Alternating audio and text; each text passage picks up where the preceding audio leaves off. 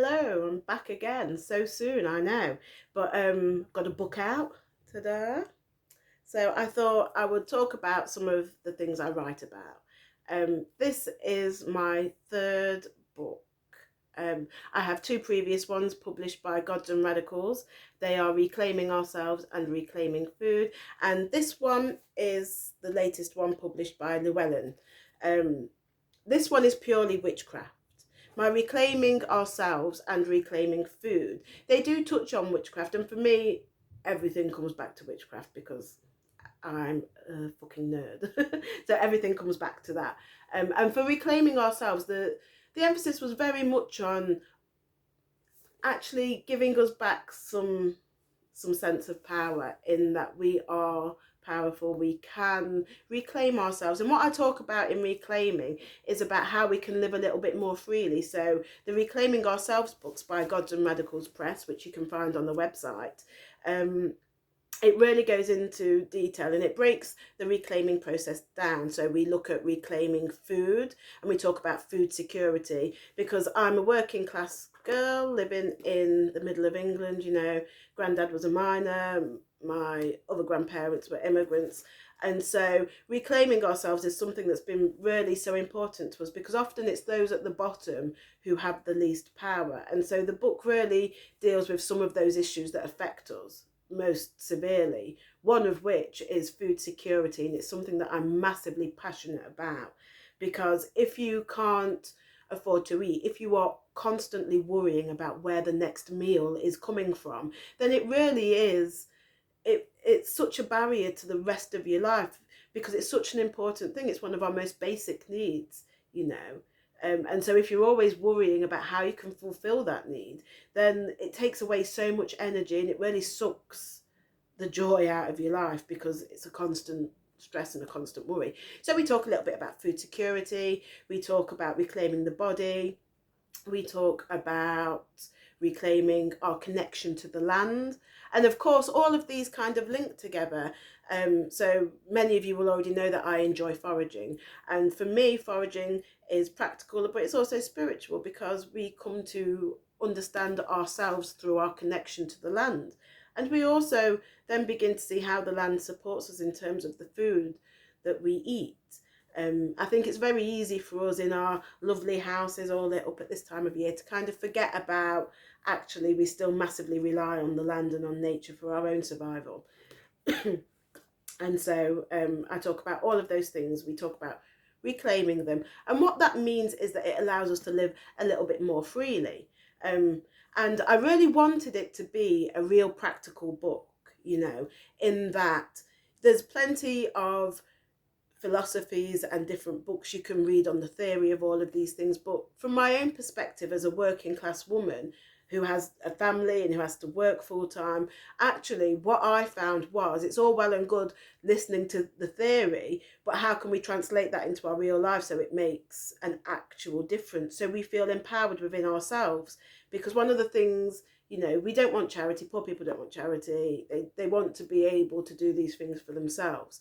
And so and again, everything comes from my own experience. When I talk about poor people, I'm talking about me. And so, we can, all of those things come from experience. And it's a really important book in that it's very simple, and it's practical stuff. You can pick it up and do something in there straight away. Do you know what I mean? So that was really important that I get that out there. And then my second book, also with Gods and Radicals and in the Reclaiming series, is Reclaiming Food. And that's a cookbook where I share many of my own favourite recipes. So back when my children were very small and my partner was at work and I was a stay-at-home parent, we only had one wage coming in. When I say we were skint like counting pennies to see if you could get anything for tea. Do you know what I mean? That's what we're talking about. Constantly having to borrow money off people, 20 quid from your mother-in-law, or, that's what I'm talking about. And so the Reclaiming Food cookbook for me is full of very easy, cheap, but nourishing meals that you can make. Anyone can make them.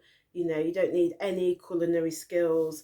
The recipes are adaptable. So if you're vegetarian or vegan, there are some vegetarian recipes in there. I myself am vegetarian, but everybody I live with in my home eat meat. And so the recipes in there are very adaptable if you need to kind of adapt things or swap things in and out based on the people you live with.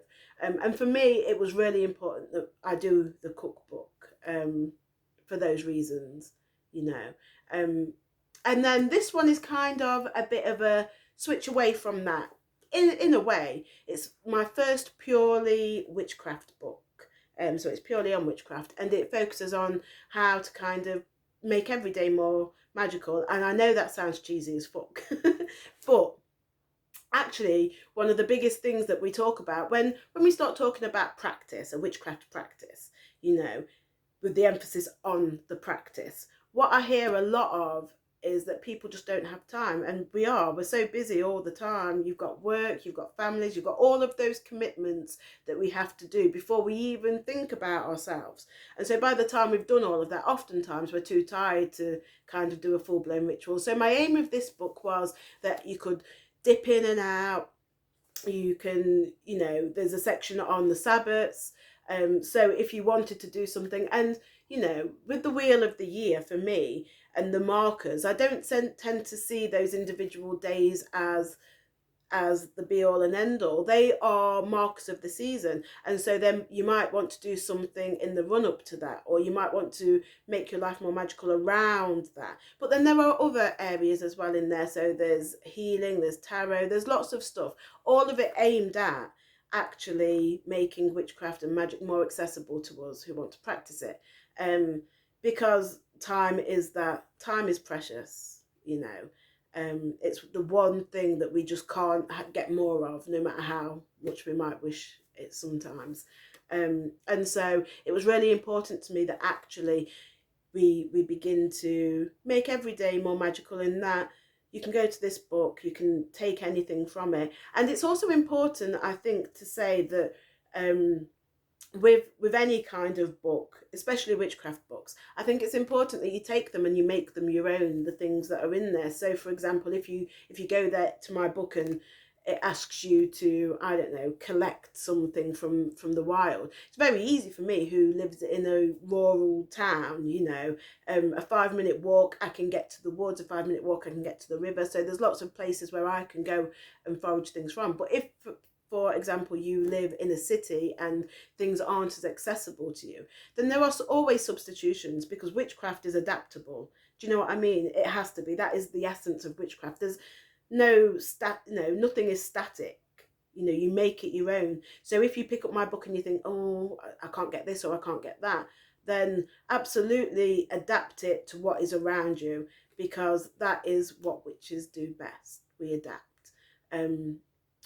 And also, you know, I really wanted to write a witchcraft book where the emphasis isn't on buying anything. So throughout the whole book, you do not have to buy anything. You know, many of you who follow my writings will know that I am an anti-capitalist, and that, you know, that kind of feeds into my witchcraft practice. Don't get me wrong, we all like to buy things every now and then. You know, you might see a cauldron that you want in a little witchy shop, you know, but that's not the kind of stuff I'm talking about. But for example, if you use crystals, or you want to move away from using crystals, then we talk about how you can go and gather stones and they have that same energy, or do you know what I mean? So there's always substitutions you can make, and I think it's important we remember that when we read any kind of book, but particularly witchcraft books, because you know, there is no one set way, there is no one path, there is no one tradition. There are many things that work for many of us. And for me, that is the beauty of witchcraft. It is the beauty, and the magic comes from the experimenting and the trying new things, and actually the taking the time. But that's the thing, we do have to practice in order to have a practice. We have to do the thing, you know. And again, that was the point in writing the book. I really wanted to make it accessible, and that actually we can start with very small things and build it up. So yeah, So I just wanted to kind of come on and talk about some of those things. So thanks for listening, guys. You can check out all of my writing at places like Gods and Radicals. You can find me on the House of Twigs. You can find me on Facebook and Twitter and Instagram at Emma Catherine Wild Witchcraft. And I share a lot of my articles on there as well. So thanks for listening, guys. Have a good one.